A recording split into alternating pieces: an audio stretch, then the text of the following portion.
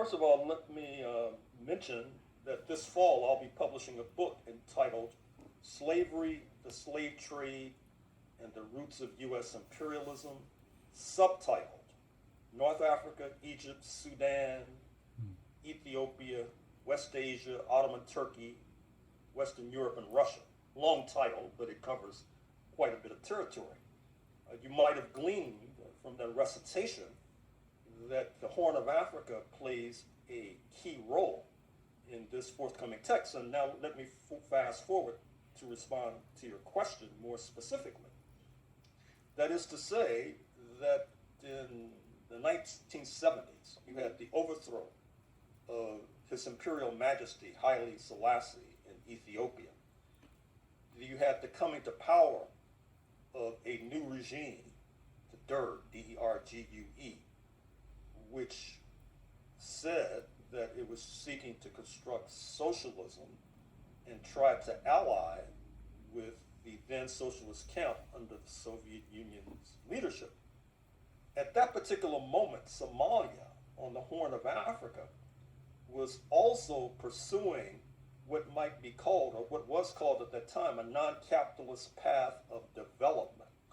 But what happened was that the regime in Mogadishu, under the tutelage of U.S. imperialism, was induced and enticed to attack the neighboring regime in Ethiopia. It was a territorial dispute over the Ogaden, O-G-A-D-E-N. Somalia, and although the Somalis have a justifiable reputation for being very good fighters, they were no match for the Ethiopian forces. Although it's fair to say that the Ethiopian forces suffered grievously during this war, and in fact it was in the context of that conflict that you saw the secession of what is now Eritrea from Ethiopia, which is now an independent nation, leaving Ethiopia without an outlet to the sea, which brings us to the current moment, because in Somalia, as we speak, what's been happening is that Somaliland effectively has broken away from Somalia, the Mogadishu-based regime.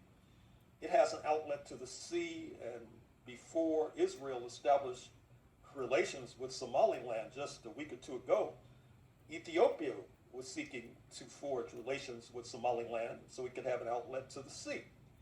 The Ethiopian recognition, of course, has overturned the table, upset the chessboard, so to speak, and it's helped to engender ever tenser relations in that part of Africa. If I may, I should refer to the domestic repercussions, because as you know, there's a Somali community in the United States, principally in Maine and in Minneapolis, St. Paul, who have been denounced repeatedly by the U.S. president, calling them garbage, for example. A number of Somalis are under indictment because of an alleged fraudulent scheme. Their presence has helped to whip up chauvinism, which doesn't take much to be whipped up in this country.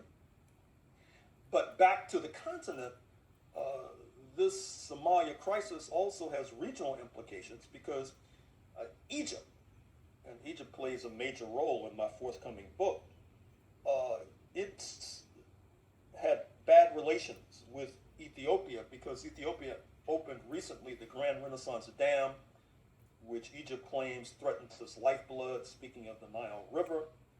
And there is a danger that Egypt will either ally with Eritrea against Ethiopia, or that it will ally with other forces against Ethiopia. Because across the Red Sea, you have a bit of conflict and disintegration in Yemen, which has involved the United Arab Emirates, the ultra-rich Gulf monarchy, which, as you probably know, has been intervening in African affairs for quite a while now, particularly in the conflict in Sudan, which then may spill over into Ethiopia if the Ethiopians are not careful.